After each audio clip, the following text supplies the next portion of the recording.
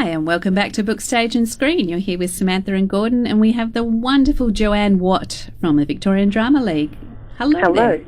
Hi. Thanks for joining us today. I know you're very busy, and we've taken some time out. And I should say, you're probably still recovering from your awards night the other night. Yes, the awards night is a bit like the largest wedding reception you can ever imagine. Wonderful. But with about 32 theatre companies from around Victoria represented, it's a really noisy venue. Well, yes, it's hard to keep actors and creatives silent for very long, very isn't exciting. Especially with a splash of alcohol around. Oh, yes, they like a party. Beautiful, wonderful to hear. Good. Well, we should find out more about the Victorian Drama League, so tell us more about it, Joanne. Certainly. The Victorian Drama League has been going for more than 50 years, and they are really a support or umbrella organisation looking out for community theatre. Okay, wonderful. Although most of the members are Victorian, there are interstate theatre companies that hook into our services and the things we offer. Yep. And also a couple of overseas organisations that are sort of buddied up with us and exchange information. Fantastic. So what kind of services do you offer, both them and it's sort of geared towards individuals as well, is it not? Yes, we do have 97 community theatre companies in the membership. Yeah. And there are also play reading groups that become members. We have some schools, nearly 200 individual members, and then some youth members, and people who just subscribe to the Theatrecraft magazine that comes out 11 times a year. Okay, wonderful. But, the services that the Victorian Drama League offer to member companies, reviews. They send independent reviewers to see performances and write up about what they saw in their magazine. They also have the Southern Hemisphere's largest script library, where theatre companies can go in and borrow for a small cost scripts to read to consider for performance. Mm-hmm. Okay. Because it's very difficult to find good material. It can be, but of course the internet makes some things very easy, but there are lots of us who actually like a paper script in our hand to hear it out loud, sitting in a room with others, as probably most of us prefer that as a dream scenario, to hear different voices in different roles. And it's always, easier to throw a script on the floor than your iPad. It is. You can scribble on your script and rub it out later, and it's all part of the fun. The other service, of course, that the VDL offer is an awards program, which is really support and encouragement to theatre companies to keep doing good work. Mm-hmm. So, once again, a different group of people are nominated as adjudicators, and the theatre companies put forward either a comedy or a drama. Right. The adjudicators separately go to see the performance and put forward nominations in different categories. Things like technical excellence, be it sound or lighting, or set design, costuming, props, and then, of course, acting awards for supporting or leading roles. Yeah. And what that does is, on the night of the awards, people find out if they've had a nomination, and of those nominees, there's a silver or a gold award presented to the piece that was deemed the most worthy. But basically, it's a huge pat on the back. If you get a nomination, it's a real honour. Yeah, wonderful. So you don't even know until the night whether you've been nominated? Until the night. You find out on the night if you have a nomination. So, good. The theatre companies come out and just celebrate their year. So everyone comes with an acceptance speech tucked in their pocket. Imagine how long the night would go if everyone had an acceptance speech. Be worse than the Logies. Yes. The patron of the Victorian Drama League is Hanny Rayson, who is a very well-known playwright. Mm-hmm. And she presents a couple of the awards and speaks to us, and she's a great advocate for using original plays and Australian work. Wonderful, yes. And what is the state of community theatre at the moment? How's it going? Oh, look, of course there are dilemmas and challenges, particularly as a lot of the theatre companies were instigated perhaps in a time when there wasn't so much technology on offer to young people. Mm-hmm. So I guess a lot of theatre companies might say that they struggle to attract young new members. Right. That said, some of the companies are actively seeking out a young membership and doing great work to choose the types of plays that young people might want to perform in, Yeah. and to engage more with the new community of up-and-coming players. Well, we have found, even in our local Wyndham Theatre Yes. group and the Williamstown, we went to see some productions of their youth program. So Yes. they have, sort of two companies within their companies, I guess, for a younger group. I thought that was great. I mean, you'd want to, it's a great place to learn and learn your craft. And that, though it shows really fun, that I'm talking about the younger theatre group, Sure. they chose some really good young productions which really encourage families to go, which is good, exposing families and younger kids to theatre, which is great. Yes, well, for the long-term growth of the companies and for their survival, they need to keep introducing new members. Yeah. So whatever it takes to keep some regeneration through the groups. It'll vary from one community to the next, depending on your geography and the makeup of your community, whether it's mostly elderly people or a real family mix, what audience you can attract and who'd like to perform. Yeah, and what I found, and this is something I didn't learn. I mean, we've done short plays, but we haven't been in any theatre groups or anything. But we have. I didn't realise that theatres have to put in to, like I guess what they'd like to perform, and if a local theatre group is put in for the same one, you can't both have it. Oh, yeah, that varies with the companies who hold the rights for the plays. Okay. So, for example, a big musical theatre company, for example, might apply for what's an example? If someone said, "Hey, we'd like to do Matilda," or something extremely high profile, that would very, very likely be not available for amateur performance. Yeah. And very likely blocked because there's a professional season that's is underway. So they're not going to split audiences. And, sometimes community theatres are better looking a little harder to choose a play that isn't currently on stage elsewhere. Yeah. That it was actually the local school that wanted to do something that the local youth theatre had chosen. So they weren't allowed to do it. I thought, that's kind of interesting. I didn't realise anything about that, but it just shows you behind the scenes what's going on.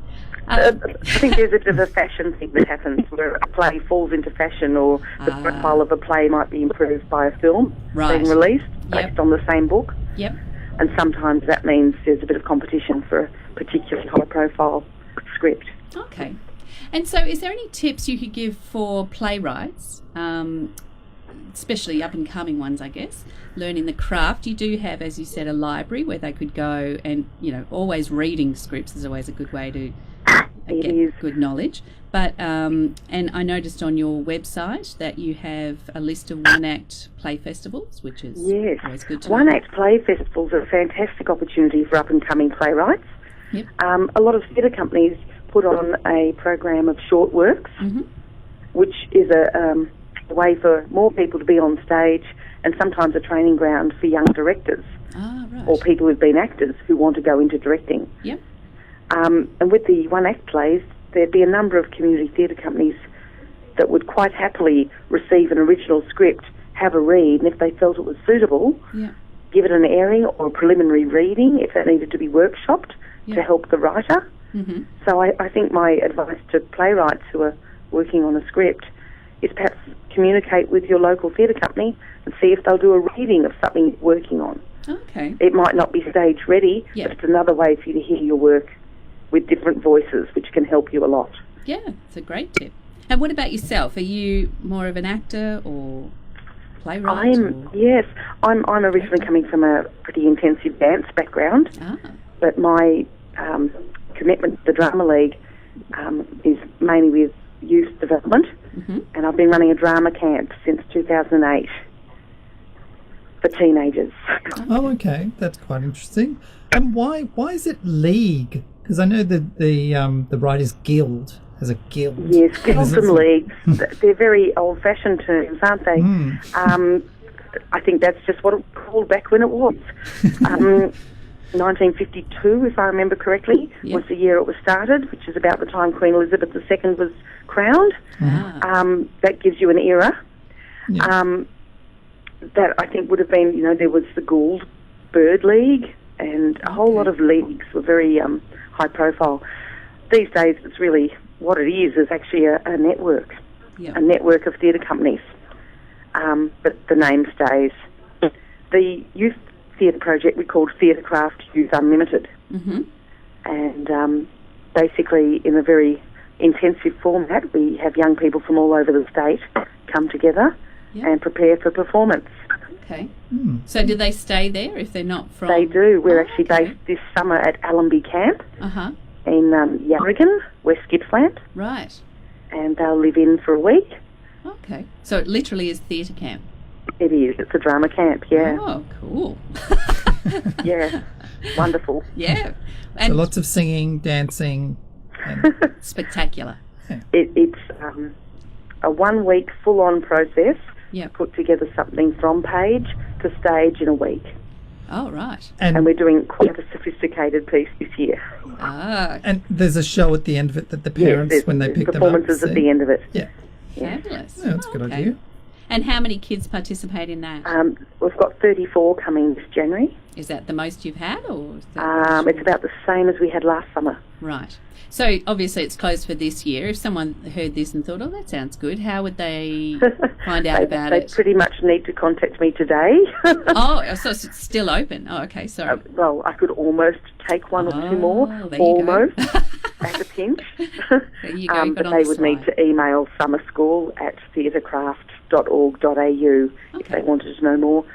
The play they're putting on is Carol Churchill's Love and Information, right, which is a 2012 script from this very well-known UK writer, right. and it has 50 scenes, Wow. 100 roles.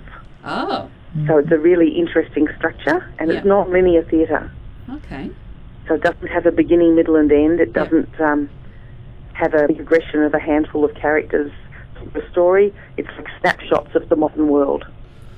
Well, that sounds quite good, because often if you go see like a school production, I mean, it's good if your child is the lead, but for the other, 50 parents that are there watching, it can be hard work. Yeah, I think it's good to have like a spread of leads. You don't want to see one child get all the attention and have all the lines. You want to see a nice even spread.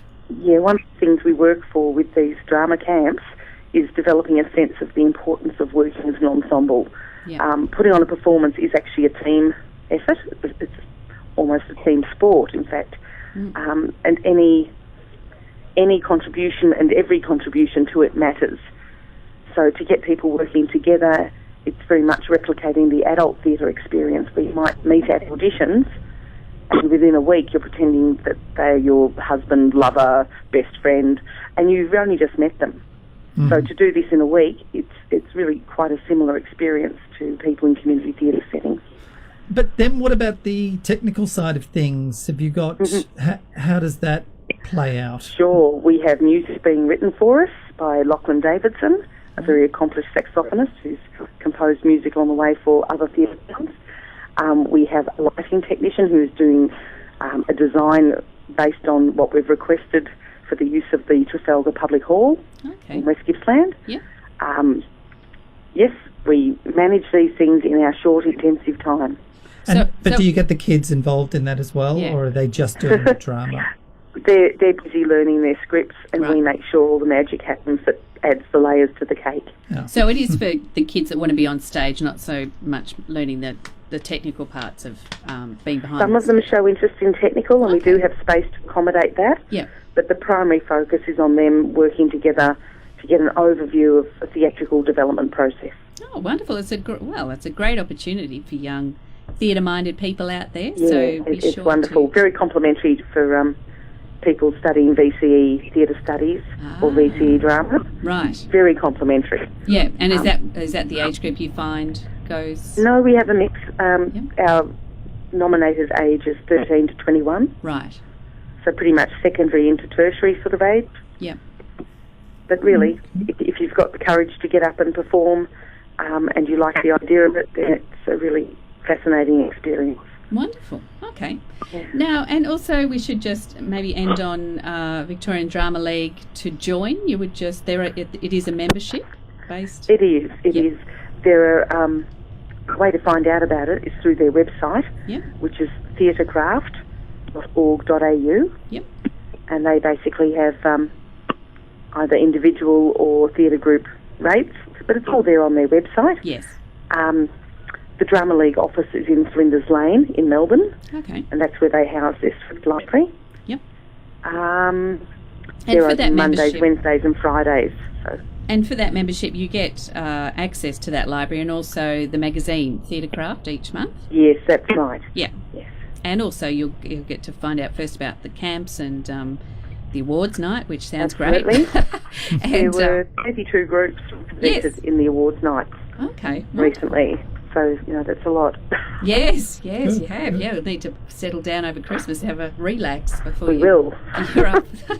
Well, thanks so much for joining us today. It sounds like a wonderful organisation, and Lots I'm happening. sure many of the theatre groups around Melbourne amateur theatre groups have really benefited from having that support from you guys. Yes, thank you. So come and talk to us again if you've got anything that you'd like to share with us. Lovely.